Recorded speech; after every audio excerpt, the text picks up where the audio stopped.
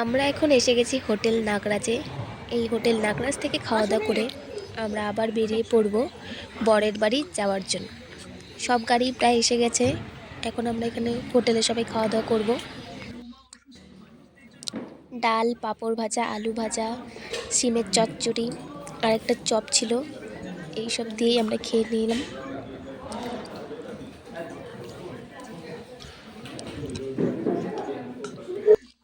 এখন আমরা আবার বাসে উঠে গেছি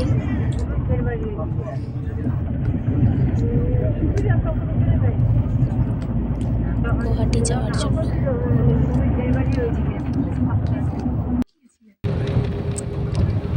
এই ব্রিজটা আমরা পার করলাম, অনেক বড় ছিল ব্রিজটা। আর গুয়াহাটিতে তোমরা কে কে গেছো?